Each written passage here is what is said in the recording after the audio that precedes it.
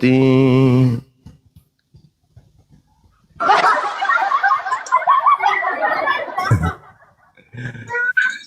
Halo, semangat malam saudara, apa kabar? Jangan emosi ya, santai aja kita ya. Halo. Halo, malam Bang. Malam juga. Katolik Protestan abang ini? Kenapa Bang? Katolik atau Protestan? Protestan. Baik abangku. Gini bang, ada di antara kalangan umat Kristen ketika membaca Al-Quran surah Maryam ayat 71 itu disangkakan umat Islam yang masuk ke neraka kan gitu ya. Boleh nggak saya minta tolong carikan saya data di Bible umat Islam itu masuk neraka, baik di perjanjian barunya orang Yahudi maupun perjanjian lamanya perjanjian barunya Kristen. Karena yang kami paham surah Maryam itu untuk orang-orang kafir, dibiarkan nanti tersungkur di neraka jahanam kekal. Tapi saudara kami Kristen mengatakan enggak, itu untuk umat Islam. Ya sudah, tentu kitab suci Anda paham bahwa kalau itu berasal dari Tuhan dan datangnya di abad pertama, tentu bercerita tentang masa depan.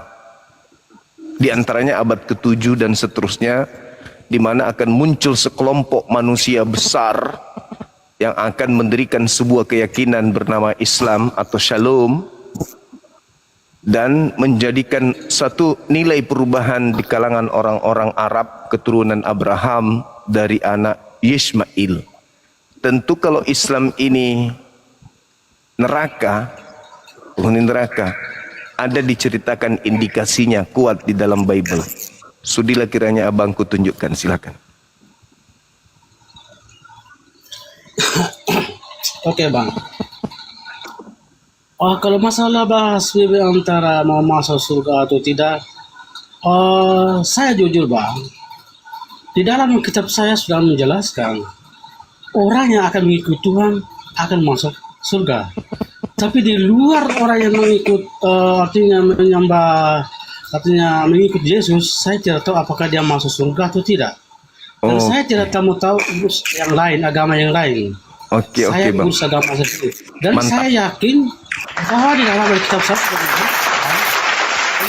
akan masuk surga. Tapi Baik. selain agama yang lain, saya tidak tahu apakah masuk surga atau tidak. Nah, Baik. yang kedua, seperti Abang Juma mengatakan bahwa dalam Al-Quran menjelaskan bahwa orang yang tidak percaya Al-Quran bahwa akan masuk neraka. Nah, kami juga begitu Bang. Ketika kami umat Kristen mengatakan bahwa orang yang tidak percaya dengan Alkitab Kristen tidak akan masuk surga. Sama hal juga dengan Abang Juma. Baik. Saya nangkap abang. Artinya gini, sangat menarik dan saya merelakan diri saya kemudian menjadi penghuni neraka jika memang terbukti bagian daripada orang-orang yang tidak percaya kepada pemberitaan Yesus. Dalam hal ini iman kami Nabi Isa alaihissalam. Nah, kita uji siapa yang percaya Yesus, saya atau abang. Boleh? Barang siapa yang tidak percaya Yesus binasa, tidak memperoleh hidup kekal melainkan binasa. Boleh bang ya? Ya. Baik. Yesus berkata dirinya diutus hanya kepada domba yang sesat dari Bani Israel saja. Abang percaya? Ya, saya percaya. Lalu kenapa Anda merasa Anda pengikut sementara Anda bukan Bani Israel?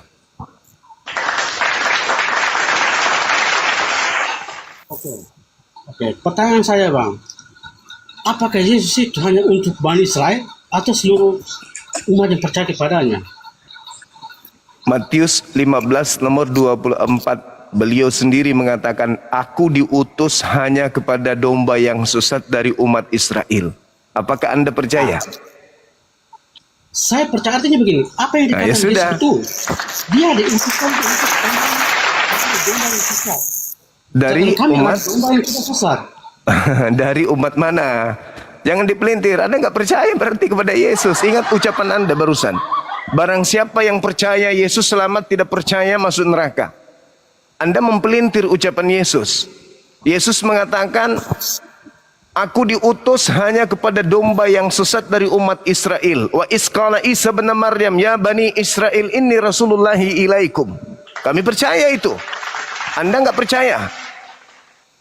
Buktinya Anda bukan Bani Israel, Anda ngaku-ngaku sebagai domba. Berarti Anda nggak percaya. Anda nggak peduli. Ketika Yesus mengatakan roti yang disediakan untuk anak tidak boleh diberikan kepada guguk anjing. Anda nggak percaya. Anda tetap menantang. Aku diutus hanya kepada domba yang sesat dari umat Israel. Yesus berpesan kepada ke-12 muridnya agar jangan ke bangsa lain, melainkan pergi kepada domba yang sesat dari umat Israel. Anda percaya nggak itu? Tidak percaya. Berarti Anda siap-siap masuk ke dalam neraka. Berarti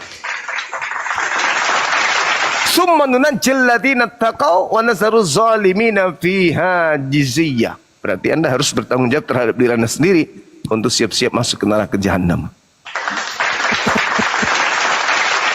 Anda katanya percaya, faktanya Anda nggak percaya, saudaraku. Kami kenapa nggak mau menjadi pengikut Yesus dalam arti memproklamirkan diri kami pengikut Yesus? Karena kami paham Yesus datang hanya untuk Bani Israel saja. Bagaimana dengan Anda? Katanya percaya. Baru satu pertanyaan Anda sudah terbukti pelanggar daripada nasihat Yesus, keputusan Yesus. Aku diutus hanya kepada domba yang sesat dari umat Israel. Matius 15 nomor 24. Jadi orang-orang Kristen ini adalah orang neraka semua, bang. Karena orang-orang yang tidak percaya kepada Yesus. Kenapa Kristen ini begitu laju pemeluknya? Karena para penganut ajaran paganisme, Hellenisme, Stoa, penyembah-penyembah berhala, itu jatuh cinta dengan ajaran tersebut, di mana mereka leluasa melakukan apapun, dosa sudah ditebus, mereka tidak dilarang makan babi, mereka tidak disuruh sunat, ya mereka masuklah di situ, dijamin surga kok. Mereka seenaknya masuk ke dalam agama tersebut tanpa mereka berpikir panjang. Begitu, Bung. Dari Yesus itu hanya untuk Bani Israel. Begitu besar kasih karunia Tuhan akan dunia ini, sehingga ia menganugerahkan Yesus. Barang siapa yang percaya Yesus tidak binasa, melainkan memperoleh hidup yang kekal. Ya kami yang percaya kepada Yesus, Anda yang tidak percaya. Kami nggak binasa, bang. Kami memperoleh hidup yang kekal. Subhanallah. Silakan abangku. Artinya begini, Bang. Saya sudah jelaskan ke Abang. Kenapa Abang mengatakan bahwa Yesus itu hanya untuk Untuk Bani Israel, domba yang sesat. Nah, karena pada saat itu domba yang sesat dalam artinya begini. Orang yang tidak mengikuti apa yang diajarkan oleh Yesus, itulah yang namanya domba yang sesat. Seperti Abah Juma ini salah satunya domba yang sesat. Abangku, domba itu gelar untuk Bani Yakub, Yeremia 50 nomor 17. Bani Yakub adalah domba. Jadi kita yang bukan keturunan Yakub ngaku domba, ya serigala. Nyamar kita. Berarti kita ini adalah jemaat iblis sebagaimana yang ada di Wahyu 3 nomor 9. Jemaat iblis adalah orang-orang yang bukan keturunan Yakub, ngaku-ngaku keturunan Yakub, itu jemaat iblis, kata Bible. Bukan kata saya. Kenapa Bible memuntahkan semua isinya? Ya karena Al-Quran saya menerangkan itu. Wa makaru wa makarallahu wallahu khairul makirin.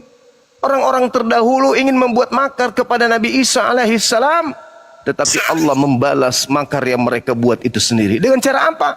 Memuntahkan isi perut mereka sendiri, lalu mereka jilat dan mereka telan sendiri. Itu fakta, itu real. Yang disebut domba hanya keturunan Nabi Yakub. Kita bukan keturunan Yakub. Ketika kita mengaku domba, berarti kita adalah serigala. Buktinya, orang Kristen mengaku domba tapi makan babi. Mana ada domba makan babi, Bang? Yang makan babi itu serigala. Domba mah cuma makan rumput doang. Kalian ngaku domba itu memalukan. Kenapa setiap hari kalian pesta babi, makan babi, pesta babi, makan babi? Mana ada domba makan daging, Bang? Gak ada. Jadi kalian itu ngaku domba itu serigala, kalian itu membungkus diri. Cuman kami Islam ini diam-diam baik ketika kalian mengaku kami adalah domba Yesus yang digembalakan. Pret. Domba kok makan babi? Mana ada ceritanya domba makan babi? Domba itu makan rumput. Makanya bagi domba ada aturan main berasal dari Tuhan. Jangan makan ini, jangan makan itu, jangan makan daging ini, jangan makan daging itu. Itu aturan bagi domba.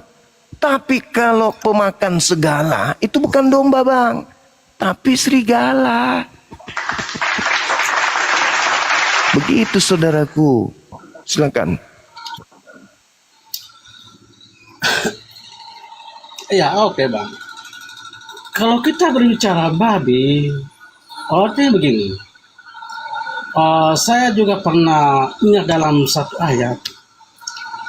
Allah pernah mengatakan, apa yang kuciptakan untuk kalian semua bisa dimakan, bisa diminum. Artinya apa, Bang? Allah sudah menjelaskan dari dahulu apa yang diciptakan untuk manusia. Nah, artinya apa? Boleh dimakan. Baik anjing, babi, dan binatang apapun yang bisa dimakan, ya bisa dimakan. Tidak ada haram. Abangku itu sama seperti Artinya, bagi pengikut Abah yang mengharamkan apa yang seperti Abah katakan tadi, babi lah, anjing, memang betul bagi Abang haram. Tapi bagi pribadi kami tidak haram. Itu adalah ya hati. Itu makanya silakan. Dan yang kedua, aja. Ya, lanjut. Kami bukan makan anjing, bukan makan babi, tapi daging yang kami makan, Bang. Abang bisa bedakan daging Oke. Gitu, Bang. Kami tidak bisa makan babi, tidak bisa makan anjing, tetapi daging yang kami makan. Itu loh, Bang. Seperti Abang makan roti. Apakah Abang bisa makan roti? Tapi isi yang Abang makan bukan roti, bukan tulisan roti yang Abang makan, tapi isinya roti itu yang Abang makan. Sama seperti babi dengan anjing. Daging yang dimakan bukan babi sama anjing yang makan, Bang. Oke, terima kasih. Oke. Saya teringat cerita dalam kitab Kejadian dan surah Al-Baqarah dalam Al-Quranul Karim. Bagaimana Allah membebaskan segala hal untuk dimakan bagi Nabi Adam alaihissalam. Tetapi ada satu sebagai ujian. Untuk menguji kesabaran Adam alaihissalam, Allah kemudian menetapkan satu perkara. Boleh kau makan seluruhnya wahai Adam, tapi satu jangan kau makan. Bila mana kau mau makannya, maka hari itu juga kau akan mati. Itu kata Tuhan. Iblis datang tuh menggoda. Jangan. Justru kalau kau makan, maka kau akan hidup yang kekal. Kalau kau makan, maka kau akan hidup kekal di surga. Itu kata iblis. Pada saat itu, belum makan, Adam menolak. Perempuan inilah yang kemudian tergoda dan memberikan suaminya untuk makan. Iming-iming iblis, kamu akan kekal. Yang menghantarkan pengetahuan Adam dan istrinya kekal di Eden itu iblis. Makan mereka. Apa endingnya? Neraka, keluar dari surga. Nah, satu perintah saja dilanggar, masuk keluar dari surga.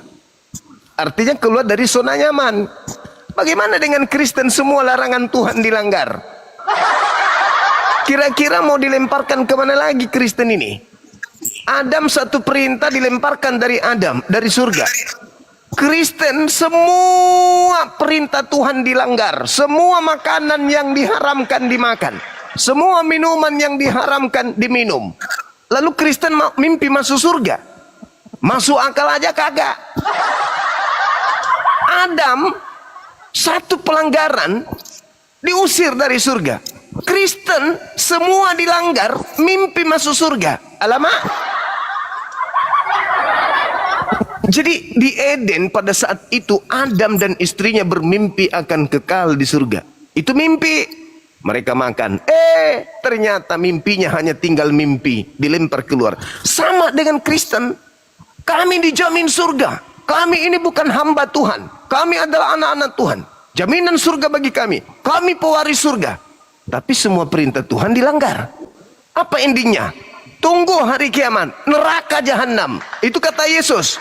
Matius 7, 22, 23. Orang Kristen seluruhnya neraka jahanam. Enggak ada tanpa terkecuali.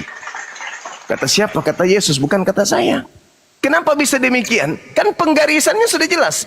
Benang merah udah ada. Siapapun yang melanggar perintah Tuhan, titah Tuhan, neraka.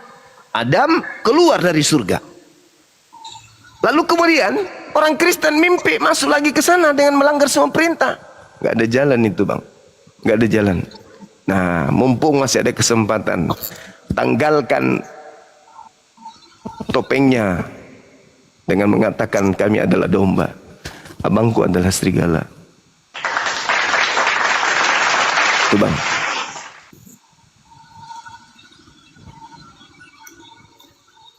Oke. Oke, Bang. Begini, Bang. Artinya begini. Apa yang seperti Abang Juma mengatakan tadi.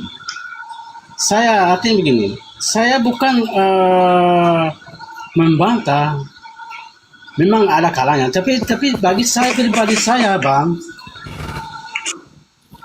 Apa yang diajarkan di dalam kitab saya tentu sudah menjamin, Bang, bahwa orang-orang Kristen yang akan masuk surga.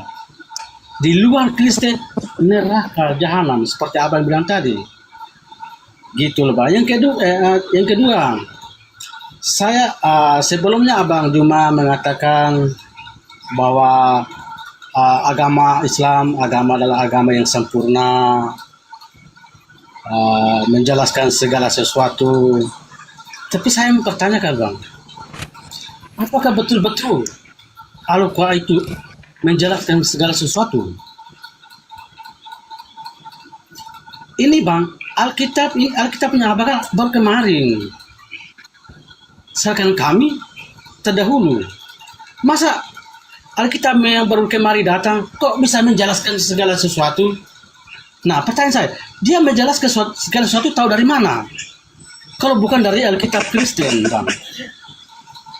Kalau dia tidak mengambil dari Alkitab dulu, kalau dia tidak mengambil dari Alkitab terdahulu, itu namanya apa? Karangan bebas.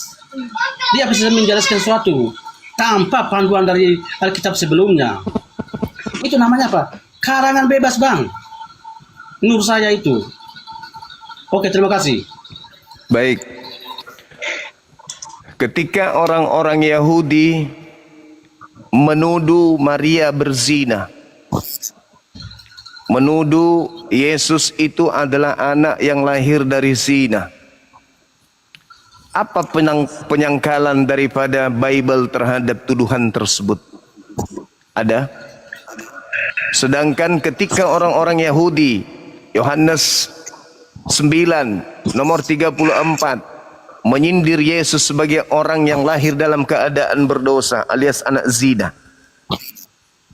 Al-Quran yang menyempurnakan kemudian pembelaannya terhadap tuduhan tersebut, bukan Bible. Kalau kita mengurai kitab Matius 1, Lukas 1, Lukas 2, Matius 2 dan seterusnya, tidak ada sedikit pun pembelaan Bible terhadap tuduhan orang-orang kafir kepada Yesus. Bahkan hari ini kalau kita lihat Talmud, bagaimana Talmud menceritakan, dan orang Kristen mengatakan itu fitnah, menghujat, merendahkan Yesus. Tetapi apakah Bible melakukan pembelaan? Tidak sama sekali. Al-Quran datang melakukan pembelaan. Inni abdullah atani al-kitab wa ja'alani nabiyan. Tuduhan itu muncul pada saat Yesus itu dikandung, dilahirkan, dibesarkan oleh ibunya seorang diri. Mana kehadiran Bible untuk kemudian menyampaikan pembelaannya? Enggak ada. Bible sibuk menceritakan tentang Nabi Lut diperkaos oleh anak gadisnya 2 orang. Bible sibuk menceritakan bagaimana menantu-menantu dipersilakan untuk bersundal. Bible sibuk menceritakan tentang anak-anak gadis bebas untuk berzina. Bible sibuk menceritakan seorang istri memanggil laki-laki lain untuk Ngesek sampai pagi karena suaminya tak ada di rumah. Ini apa? Sedangkan yang dihadapi adalah tuduhan terhadap Yesus yang konon adalah Tuhan yang suci katanya. Yang sebagai korban nanti penebus dosa orang-orang Kristen. Lalu pembelaannya ketika tuan rumah menuduhnya sebagai anak zina itu apa? Al-Quran hadir. Itulah yang dimaksud disempurnakan. Yang dibutuhkan manusia untuk mencerdaskan manusia. Hadir Al-Quran untuk menguraikan itu. Mana pembelaan Kristen melalui Bible? Ketika orang Yahudi menuduhnya. Hari ini Talmud masih ada. Menjadi kitab termahal di dunia adalah kitab Talmud. Diceritakan di dalamnya bagaimana Yesus dan ibunya dibakar di dalam neraka, direbus di atas tinja yang mendidih. Apa pembelaan Bible? Ada? Nggak ada. Al-Quran datang menepis itu semua. Ya ahlal kitab, sesungguhnya Yesus itu adalah utusan Tuhan sebagai bukti kebesaran Tuhan kepadamu melakukan mujizat biiznillah dengan izin Allah. Lalu kemudian si bayi Yesus yang difitnah Nabi Isa alaihissalam mengatakan apa? Wahai kau yang menuduh ibuku, aku bukan anak zina, ini Abdullah, aku ini adalah hamba Allah. Atani al-kitabah, yang telah menetapkan ketetapan-ketetapan kepadaku. Dan aku adalah seorang nabi yang diutus untukmu, ila Bani Israel. Bible cuman fokus apa? Menggiring orang Roma, menggiring orang Yunani, menggiring orang Athena untuk menyembah Yesus, itu doang. Membuat kemudian menciptakan yang tadinya nyembah dewa-dewa, menciptakan kemudian masalah baru dengan menyembah anak orang. Itu doang konsentrasinya Bible. Ajaran kasih gimana? Orang Yesus dituduh kok nggak ada melakukan pembelaan, sibuk aja. Lalu bagaimana harga diri seorang Yesus ada nggak dibela? Sementara Yesus mengatakan apa? Ketika roh kebenaran itu datang, dia tugasnya adalah memuliakan aku. Yohanes 16, 7, 8, 9, 10, 11 sampai 15. Kisi-kisi daripada roh kebenaran itu mengajarkan untuk memuliakan Yesus. Ada Bible memuliakan Yesus? Nggak ada. Yang diludahin Yesus, yang ditampar Yesus, yang ditonjok Yesus, yang ditelanjangin Yesus, yang digantung Yesus, yang ditombak Yesus, yang diracun Yesus, yang dibunuh Yesus, yang dikutuk Yesus. Mana kemuliaan yang kalian berikan kepada Yesus itu mana? Sudah gitu parahnya lagi, Anda memfitnah bahwa dia adalah pencipta langit dan bumi yang nusul ke bumi menjadi manusia. Fitnahan yang sangat dahsyat terhadap Yesus. Sedangkan Al-Quran datang memberitakan beliau adalah Abdullah, hamba Allah. Di dalam KPR 24 nomor 30 juga dia adalah hamba Allah. Tapi apakah Kristen sibuk untuk memuliakan hamba Allah ini? Tidak. Sibuk melantiknya, menyawai Tuhan pencipta langit dan bumi. Kalian sibuk seperti sibuknya kemudian orang-orang yang ada dikatakan di dalam Yesaya 14. Orang-orang yang ingin menyamai pencipta langit dan bumi. Itulah kalian, saudaraku. Padahal sesungguhnya Yesus datang mempercontohkan contoh yang sangat baik, yang bijak, yang arif. Apa kata Yesus dalam Yohanes 4 nomor 22? Aku dan murid-muridku menyembah apa yang kami kenal. Kami menyembah Tuhan kami, kata Yesus. Lah kalian malah menyembah Yesus. Kenapa bisa kalian menyembah Yesus? Karena kalian berasal dari orang-orang yang sejatinya memang penyembah dewa-dewa. Orang Roma, orang Yunani. Dari sanalah sumbernya agama kalian itu. Bukan dari Yesus. Makan babi bukan dari Yesus. Nyembah Yesus bukan dari Yesus. Ibadah minggu bukan dari Yesus. Natalan bukan dari Yesus. Menyembah 3 pribadi Tuhan bukan dari Yesus. Menyembah roh bukan dari Yesus. Semua berasal dari meja Roma Yunani. Yang kemudian difilter, mengalami evolusi, revolusi, lalu kemudian masuk dibawa oleh penjajah. Jadilah kalian Kristen hari ini. Ada nggak Yesus mengajarkan menyembah dirinya? Tak ada. Makan babi? Nggak ada. Ibadah minggu? Nggak ada. Merasulkan Paulus? Nggak ada. Mengkitabkan perjanjian baru? Nggak ada. Yesus tidak pernah mengajarkan, bahkan menyentuh sedikit pun esensi kekristenan. Yesus tak pernah. Selain ketika Yesus menubuatkan di dalam Matius 23 nomor 13 sampai nomor 36. Apa kata Yesus intinya di situ? Celakalah engkau wahai ahli Taurat. Celakalah engkau wahai orang munafik. Celakalah engkau wahai orang Farisi. Engkau menjelajahi daratan, menyeberangi lautan, mentobatkan orang menjadi pengikut agamamu. Setelah menjadi pengikut agamamu, kamu jadikan mereka menjadi orang neraka yang 2 kali lebih jahat daripada engkau sendiri. Kenapa mereka celaka? Karena mereka mendirikan sekte baru yang menyesatkan. Apa itu? Melantik Yesus sebagai Tuhan selain daripada Eloa Abraham, Eloa Yishak, Eloa Yakub. Itu. Makanya tadi saya katakan, ketika Al-Quran menarasikan surah Maryam ayat 71, lalu kemudian saudara menetapkan itu adalah untuk Islam, padahal di situ tetap jelas diuraikan adalah orang-orang kafir. Innal ladzina kafaru min ahlil kitabi wal musyrikin fi nari jahannam. Yang masuk neraka berdasarkan Al-Quran adalah orang yang ingkar terhadap Nabi Isa. Yang masuk neraka menurut Yesus adalah orang yang ingkar terhadap dirinya. Dirinya mengatakan, "Inni Abdullah." Dia adalah hamba Allah. Dia menyembah kepada Allah. Tapi Kristen merubahnya. Dia adalah Allah itu sendiri yang turun menjadi daging. Gitu abangku. Oleh karena itu saya katakan bahwa ketika saya minta data dalil di dalam Bible, adakah umat Nabi Muhammad akan ke neraka berdasarkan Bible? Tak ada. Lalu Anda mencoba menarasikan yang tidak percaya Yesus masuk neraka, di antaranya Islam. Oh, tunggu dulu. Kami berislam karena kami percaya Yesus. Kalian memang mengaku pengikut Yesus, memang kalian mengaku, tapi sejatinya kalian itu anti terhadap Yesus. Anti. Kita buktikan. Yesus syahadatain. Apa itu? Yesus mempersaksikan dirinya dan mempersaksikan Tuhannya. Hidup kekal itu adalah mereka mengenal Engkau satu-satunya Tuhan yang benar. La ilaha illa anta. Tidak ada Tuhan yang lain. Wa ana Rasulullah, dan saya adalah Rasul utusanmu. Yohanes 17 nomor 3. Yesus mempersaksikan itu. Apa kesaksian Kristen? Yesus adalah Tuhan itu sendiri yang turun ke bumi menjadi daging. Itu ajaran siapa? Yesus? Bukan. Yesus sholat. Matius 26:39. Maaf. Sholat dia, sujud dia, bersungguh-sungguh dia berdoa semalam-malaman, meminta keselamatan kepada Tuhannya. Kristen melakukan itu? Tidak. Yesus puasa. Matius 9. Beliau puasa, menahan lapar, menahan haus. Apakah Kristen melakukan itu? Tidak. Yang melakukan, mencontohkan Islam. Yesus bersunat. Apakah Kristen mengikuti? Tidak. Yang melakukan itu Islam. Maka sejatinya pengikut Yesus itu, kalau kita lihat daripada pekerjaan Yesus, Islam.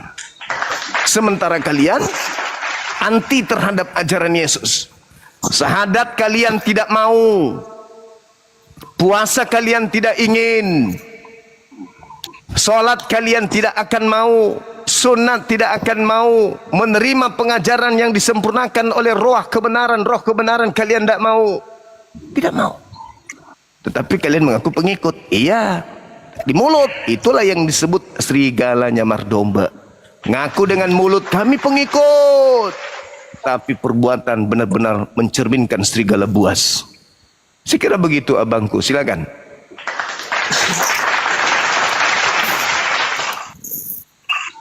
Oke, ini sangat menarik, Bang. Saya ambil dari satu kata saja. Apa seperti Abang Juma bilang bahwa Abang Juma adalah pengikut Yesus. Oke, saya mau tanya. Yesus yang mana yang dimaksud Abang Juma? Baik. Sebelum tokoh Yesus itu dikenal oleh orang barat, di Timur Tengah, khususnya di Palestina, telah lahir seorang bayi Yudaism bernama Isa dalam bahasa Arab, Yesua dalam bahasa Ibrani, Iso dalam bahasa Aram. Sepeninggal Nabi Isa alaihissalam diselamatkan oleh Allah, lahirlah penulis-penulis Bible di mana tulisan mereka diperuntukkan untuk penguasa barat, yaitu Roma dan Yunani. Dalam bahasa Yunani, maka Isa mereka tuliskan dengan sebutan Isus. Isus diinggriskan menjadi Yesus, masuk ke Indonesia menjadi Yesus. Jadi Nabi Isa dulu, baru Yesus, baru Yesus. Jadi kalau Anda tanya kepada saya, Yesus yang mana? Yesus yang adalah Nabiullah Rasulullah ila Bani Israel, yang lahir tanpa ayah, yang mengajarkan la ilaha illallah, Isa Rasulullah. Itu Yohanes 17 nomor 3. Yang kumaksud adalah Yesus yang adalah Nabi Isa yang mengajarkan tauhid satu Tuhan. Hidup kekal itu adalah mereka mengenal engkau satu-satunya. Kalau satu-satunya tidak ada dua, tidak ada tiga. Itulah Isa yang saya kenal, yang kemudian namanya dipalsukan menjadi Yesus. Silakan. Oke. Ketika abang menjelaskan tadi bahwa Isa dan Yesus artinya begini. Yesus itu adalah kata-kata bahasa kami Kristen. Tapi kenapa abang mengikuti Yesus? Kenapa abang bukan bilang Isa? Gitu loh bang. Baik. Jadi itu kata-kata itu Yesus abang jangan pakai. Baik. Setelah saya seperti saya tanya Yesus yang mana abang percaya? Tapi Baik. abang menjawabkan Yesus adalah Isa masih enggak. Pertanyaan saya, Oke, baik. Yesus kami sapa adalah apa seperti abang katakan tadi. Jadi abang tidak usah pakai kata Yesus, cukup Isa Al-Masih saja atau Isa saja bang. Terima kasih. Oke, baik. Tahun 2025 adalah tahun yang sangat bersejarah antara Islam Kristen di Nusantara yang kita cintai ini. Apa itu? Ketika orang Kristen terbangun dari tidur panjangnya selama 2000 tahun, mereka tersadarkan setelah mereka menggunakan nama Isa Al-Masih. Bertaburan gereja di Indonesia bernama Gereja Isa Al-Masih. Bahkan Bible pertama diterjemahkan ke dalam bahasa Melayu itu dalam nama Isa Al-Masih. Bahkan sampai hari ini Tuhannya Nabi Isa masih dibawa-bawa. Tuhannya Yesus itu Theos. Tuhannya Isa adalah Allah. Hari ini Anda buka Bible, nama Tuhannya Nabi Isa masih terekam di dalam kitab saudara. Satu. Yang kedua, Yesus tidak pernah mengajarkan Alkitab. Yang mengajarkan Alkitab itu adalah Isa alaihi salam. Inni Abdullah atani Alkitab wa ja'alani nabiyan. Tapi hari ini tidak digunakan kata Bible, tidak digunakan kata Biblika, tabiblia. Ajaran Yesus, tapi yang kalian pakai adalah ajaran Nabi Isa. Kalian menyebutnya Alkitab. Yesus mengatakan akan datang padanya setelah dia, yaitu pneumahotheos, hantu suci, hantu murni. Tapi hari ini di Indonesia kalian tidak menggunakan itu, malah kalian menggunakan ajaran Nabi Isa. Apa itu? Roh Kudus. Ajaran Yesus pneumahotheos. Ajaran Yesus apostolos. Tetapi yang kalian gunakan ajaran Nabi Isa. Kalian menyebut apa? Rasul. Kalian menyebut Roh Kudus. Kalian menyebut Nabi, Rasul, Wahyu, Injil, Allah. Itu kalian sebutkan semua ajaran Nabi Isa. Kalau kalian menegakkan ajaran Yesus, sekali lagi, kalau kalian menegakkan ajaran Yesus, maka mata Indonesia, bahkan mata dunia akan melihat Kristen murni adalah ajaran pagan Yunani. Karena semua istilah-istilah yang sangat prinsipil yang memiliki makna fundamental dalam agama Kristen itu menggunakan bahasa paganisme Yunani. Tapi faktanya hari ini kalian menggunakan istilah-istilahnya Nabi Isa alaihi salam. Jadi saya kembalikan kepada saudara, tanggalkan semua ajaran Nabi Isa di Bible. Jangan sebut Alkitab, karena itu ajaran Nabi Isa. Jangan sebut Allah, karena itu ajaran Nabi Isa. Jangan sebut kitab Wahyu, karena itu ajaran Nabi Isa. Jangan pernah menyebut dengan Roh Kudus, karena itu adalah ajaran Nabi Isa alaihi salam. Jangan kalian menanggalkan nama Isa alaihi salam, tapi ajarannya masih kalian bawa-bawa. Itu namanya memalukan dan memilukan. Untuk saudara pahami, silakan.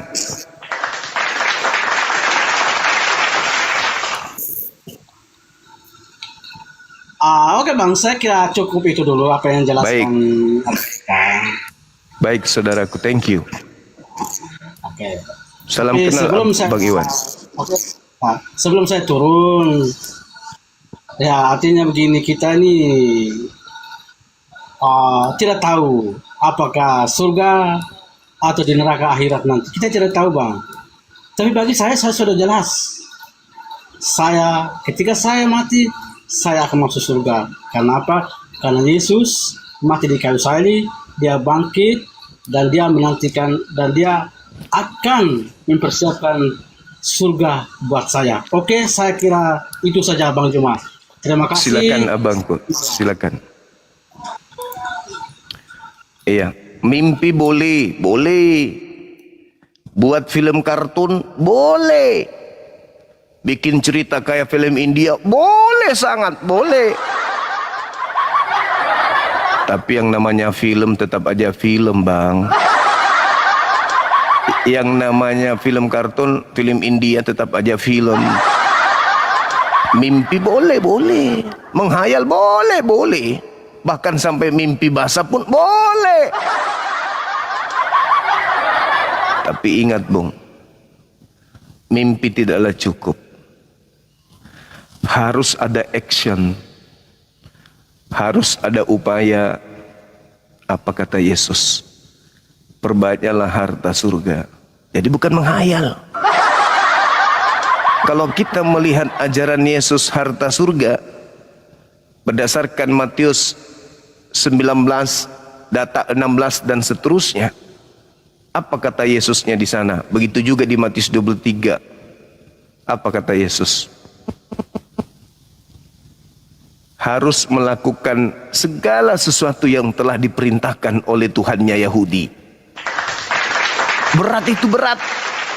600 lebih yang harus dilakukan untuk masuk surga.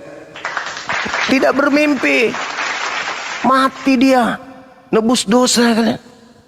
Hei, kalau itu pola yang benar, Tuhan Anda begitu Adam dan istrinya jatuh, dia sudah mati duluan supaya keturunan Adam tak ada yang mewarisi dosa itu. Kenapa harus menunggu penguasa Roma Yunani dulu berkuasa di bumi, baru Tuhan turun untuk menyelamatkan mereka? Orang Yahudi, keturunan Abraham, baik dari Ismail maupun dari Ishak, tidak ada yang kemudian menerima hadiah darah Yesus. Itu nggak ada. Yang menerima hadiah dari darah Yesus itu orang Roma, orang Yunani, orang Barat, Belanda, Amerika, Inggris, Portugis. Sedangkan negara-negara tempat lahirnya para nabi tidak mengenal ajaran persembahan darah manusia untuk nebus dosa. Prat, pret, prat, itu tidak dianut oleh ajaran para nabi. Saya kira begitu, Bang. Bermimpi boleh, tapi bangunlah, bangun, bangun. Raba kehidupan yang real. Jangan hidup di angan-angan.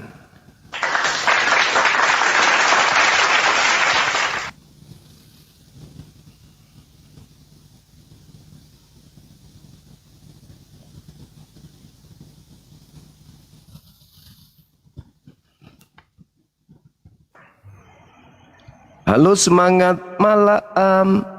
Selamat malam, Bang. Malam juga. Iya, Bang. Silakan buka kameranya. Belum bisa on cam, Bang.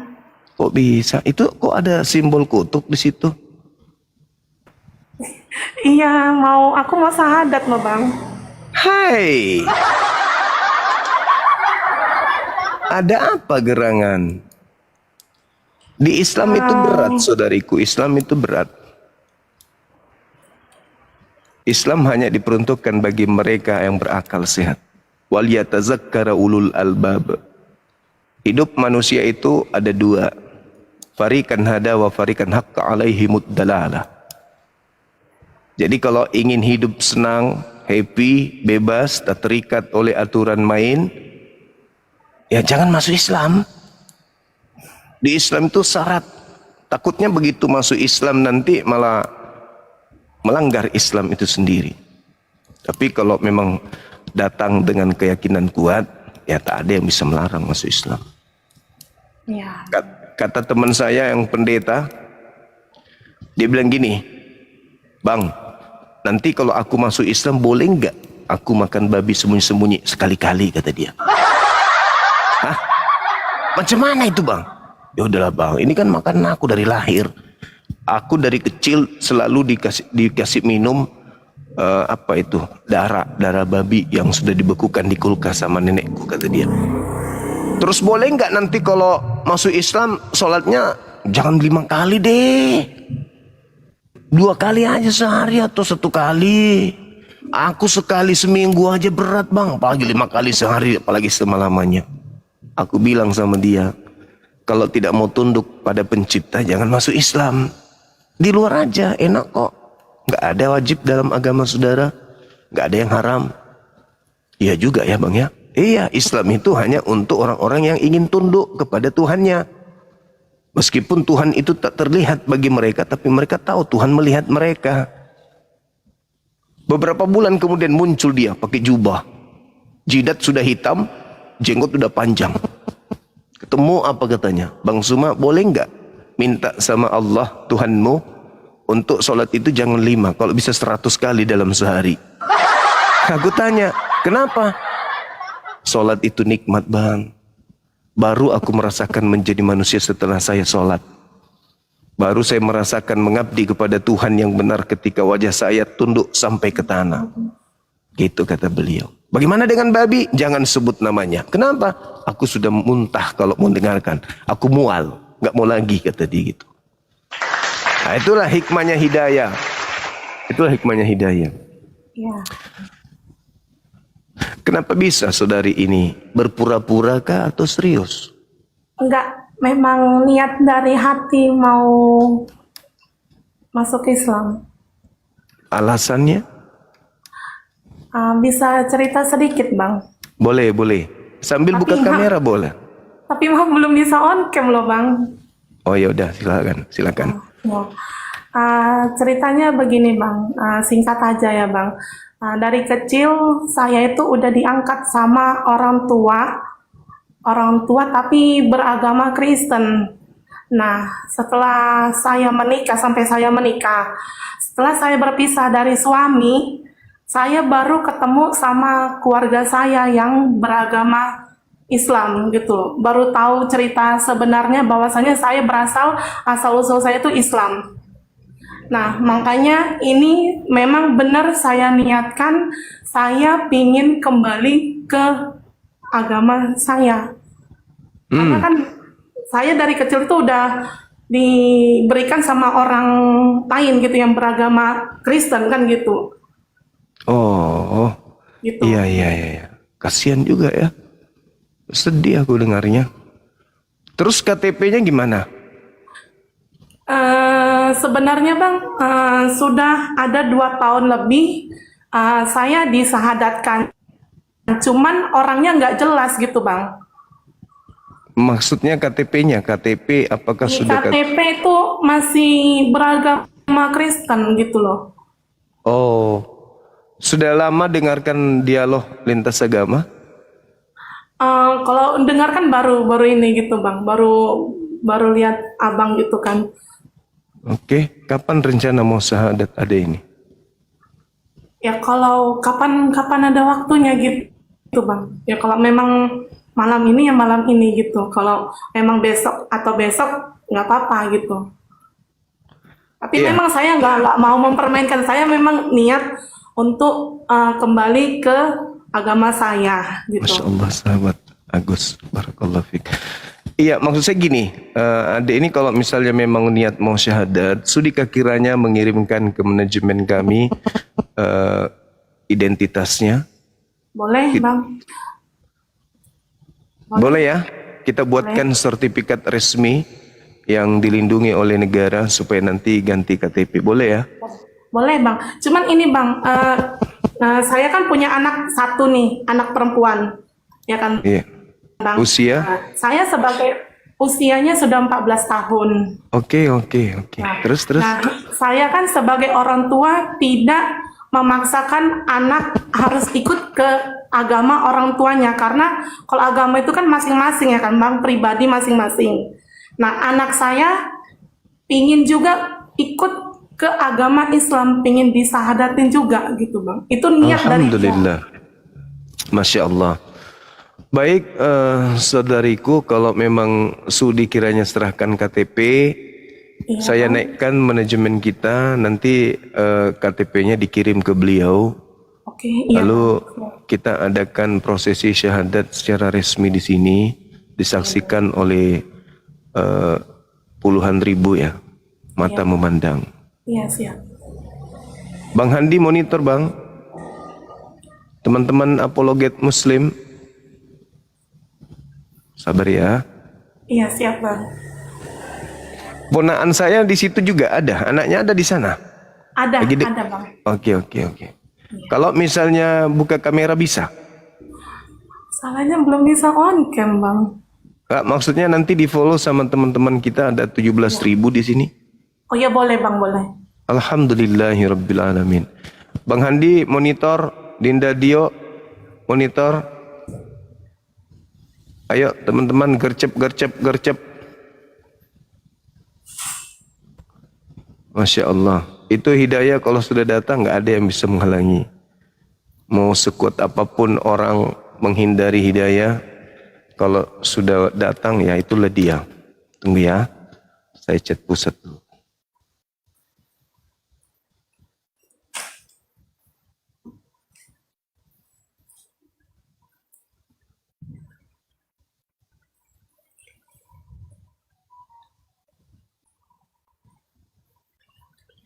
Tapi nggak takut sama keluarga besar. Tidak, memang udah ini keputusan saya gitu. Masya Allah. Teman-teman mohon di follow saudara kita ini. Biar beliau ikut buka kamera. Dipersaksikan oleh sahabat-sahabat yang lain. Sabar ya teman-teman yang ingin diskusi. Sabar, kita prosesi syahadat dulu. Habis itu kita lanjutkan diskusi kita sampai jam 3 subuh.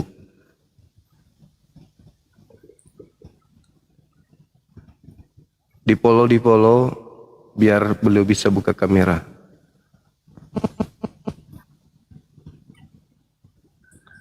Api Pusat monitor. Ada Api Pusat lagi live nggak? Teman-teman boleh typing di komal mereka. Sekretaris, Ketua Umum,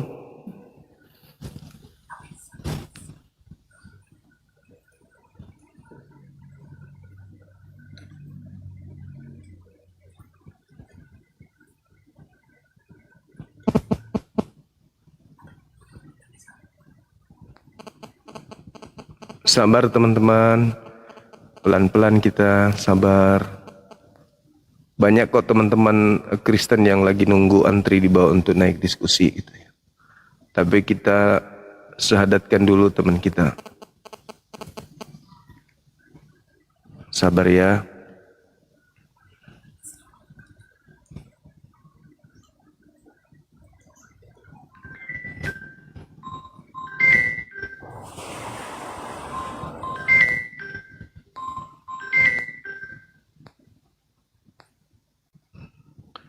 Adakah yang monitor? Oke.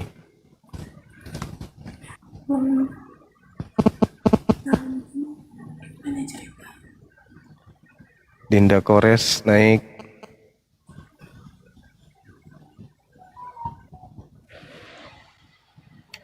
Assalamualaikum warahmatullahi wabarakatuh, Panglima. Aku kontak-kontakin dulu. Baik, Dinda, makasih. Ketum dan Waalaikumsalam pasukan.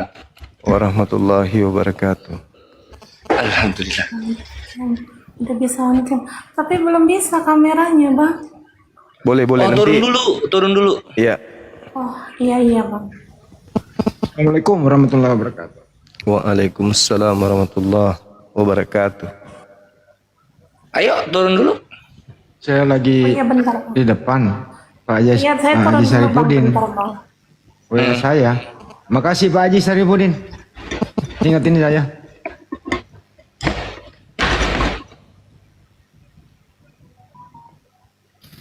Ih, Masya Allah. Umat, saya suka melihat viewer 18.000 ke atas. Mantap, Panglima. Dakwahnya sampai nasional. Insya Allah Dinda. Ini Coba, berkat Kak, netizen ya. semuanya. Iya, Sohi Ikhwan. Dakwah Gurunda, dakwah api, dakwah kita semua mengenai anti pemurtadan dan pembantaian Tritung Penghujat tidak akan bisa luas seperti sekarang jikalau bukan tanpa bantuan dari kalian semua atas izin Allah Subhanahu wa taala. Mantap, mantap. Support terus pergerakan Panglima kita Gurunda Zuma sama yayasan yang dinaungi ya, Apologet Islam Indonesia. Stay tune, akan ada kegiatan-kegiatan keumatan ke depannya. Ini gara-gara yang pertama naik di Komal tadi itu polisi India.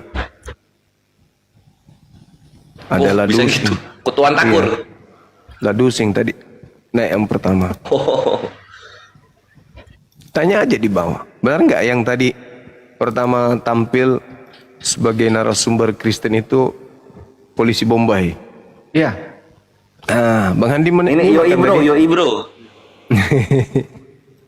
Jadi banyakan Yang namanya lagunya, Yoi bro bukan? Iya. banyakan lagunya daripada aksinya. Iya. Joget sekampung. Di akhir ini akhir PS loading juga ada yang syahadat di sana. Alhamdulillah. Mantap. Waalaikumsalam warahmatullahi. Waalaikumsalam warahmatullahi wabarakatuh. Dindaku. Pada setuju nggak loading masuk jajaran Apologet Islam Indonesia berframe biru, Ikhwan? Pada setuju nggak kalian? Sambil dijawab ya. Beliau kan memang apologis kan. Alhamdulillah. Sis Angelika ini udah bisa open cam? Dicoba? Belum bisa bang, nggak tahu kenapa belum bisa di sini bang on camnya. Kok bisa ya? Iya, kenapa? Aturan Ya? baru apa? Aksesnya diperlukan katanya gitu. Ya, apa ini? Padahal kalau Tuh, dipikir 2000 kok. Padahal udah keluar aplikasi TikTok tadi ya? Atau gimana ya? Video call sama Bang Handi apa ya? boleh. Gitu aja paling. Video call sama Bang Handi. Bang Handi yang open cam. Gue naikin semua dulu nih. Banyak di bawah teman kita mau naik nih. Ada Saikum, ada Ki Akang, tunggu ya. Gue naikin satu-satu. Assalamualaikum warahmatullahi wabarakatuh. Waalaikumsalam warahmatullahi wabarakatuh. Si Julius naik nih. Siapa lagi nih? Jul open cam Jul. Oh frame lu buduk sekali. Kalian ribut terus dari Frame-nya gak tadi pakai kan. seragam. Diri lu sendiri enggak. Oh iya. Bangke. Jul. Waduh, ini gimana ini? Sekumbaru kok bahasanya ini. Open cam dulu Jul. Open cam dulu Jul. Gurunda, aku izin perkenalkan ini ya. Kan kalau Stadia udah ya. Boleh. Izin memperkenalkan Julius. Baik, Dinda. Open kan Jul? Aduh. Sambil nunggu sis Angelika. Cepat. Oh, orang juga ada kenal gua goblok. Udah nggak bisa. Anjir. Wih. Kores. Iya, kenal lu gitu. Tapi ini kan belum apa soal lu sebagai apa kan belum. Ini Angelika ini administrasinya udah, KTP udah belum? Kenapa bang? Iya ya. Bisa dikirim KTP-nya dulu Mbak ke kami. Ngirimnya ke mana bang? Ke nomor aku aja. Tulis aja 0813. Bentar ya bang, saya Ya. catat dulu. Sebelum Apa bang? 0813 warahmatullahi wabarakatuh. 9233 Waalaikumsalam warahmatullahi wabarakatuh. Iya bang. 0813 9233 7800. Itu fotokopi KTP asli sama kakaknya gitu bang. Enggak, KTP-nya dipoto baru dikirim. KTP. Oh iya bentar ya bang. Tunggu ya. Sekarang ya. Iya bang. Ganteng kali Julius malam ini. Gak kali. Woy. Mandi dulu dia Gurunda sebelum open cam. Udah, jangan lu promo dong nanti lah. Julius sudah saya ingin edis. Bisa dikirim. Belum bisa apa-apa udah dikirim promo dia sekarang, Gurunda. Bang, KTP-nya. Kenapa Dek? Maksudnya bisa dikirim sekarang fotokopi KTP-nya gitu bang. Dipoto baru dikirim ke saya. Sekarang iya. Ya. Minta permintaan di bawah udah hampir Bentar ya bang, 100-an. saya kirim dulu bang. Iya. Sis sambil ini mungkin dicoba diupdate dulu TikToknya mungkin. Tadi di bawah ada yang ngusul begitu. Iya, tadi kan ada tulisnya, dia tanya diizinkan aja, tekan diizinkan. Soalnya Saya maaf nih Bang sebelumnya. Ini saya pakai akunnya anak. Akun saya sebenarnya udah hilang gitu. Jadi ini pakai punya anak gitu. Oh. Bedanya Sama apa aja itu? sih. Sama aja. Ya, sama aja. Sama aja, Bro.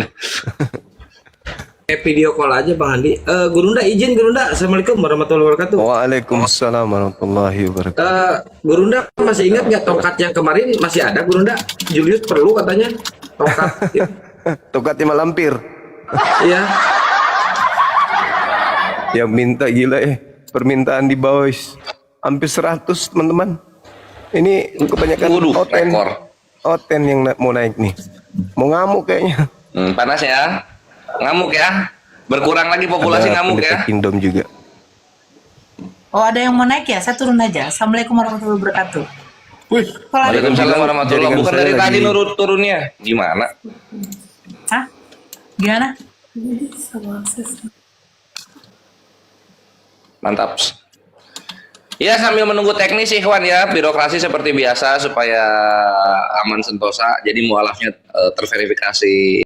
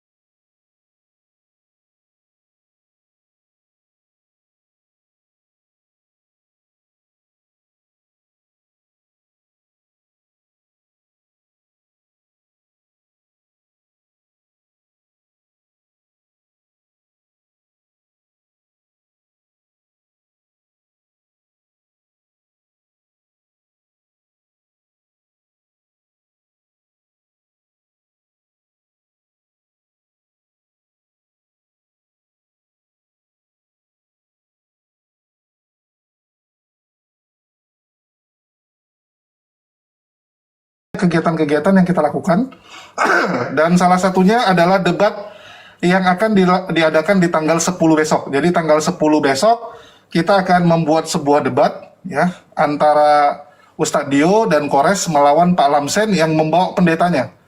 Jadi Pak Lamsen kemarin cerita bahwa selama ini kan dia ditanya tentang Gersen, jadi dia agak keberatan lah. Ya, jadi dia bilang kenapa saya yang selalu ditanya, gantian saya yang mau tanya gitu kan. Nah, gantian dia mau nanya, jadi dia mau nanya Islam kepada Ustadz Dio. Nah, jadi Kores yang nanya ke pendetanya. Jadi kita bilang ya udah, Pak Lamsen boleh nanya, tapi kita minta pendeta datang supaya pendetanya ditanyain. Ya, jadi sistemnya Kores nanya pendetanya, Pak Lamsennya nanya Ustadz Dio tentang Islam. Nah, itu yang pertama yang akan kita adakan.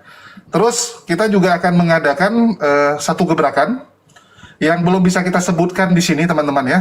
Jadi bulan ini ya di masa kepengurusan yang baru ini akan ada satu gebrakan yang luar biasa yang insya Allah kalau terjadi ini akan membuat dunia diskusi lintas iman ini gempar, dunia perapologetikan ini gempar, karena yang akan kita lakukan ini sesuatu yang belum pernah terjadi ya, suatu yang akan membuat ya kalau kita bilang oten akan kejang-kejang lah ya. Ini kalian boleh pegang omongan saya, kalau ini terjadi nanti. Dan ini akan pemberitaannya nasional teman-teman.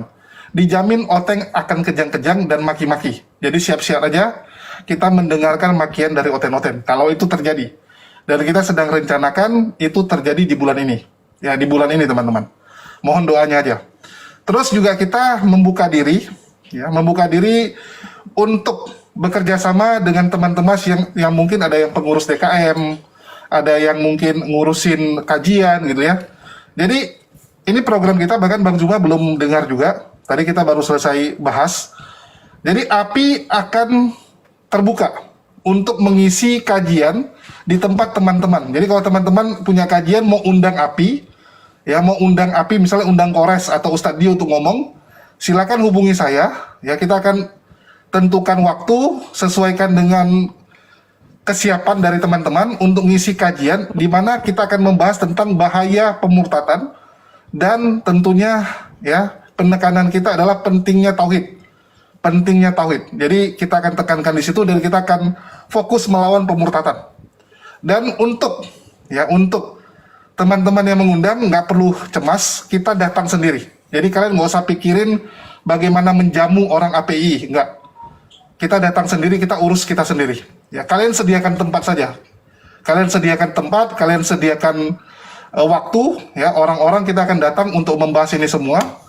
Dan sekali lagi, itu kenapa kita lakukan, karena kita tahu bahaya pemurtadan di lapangan.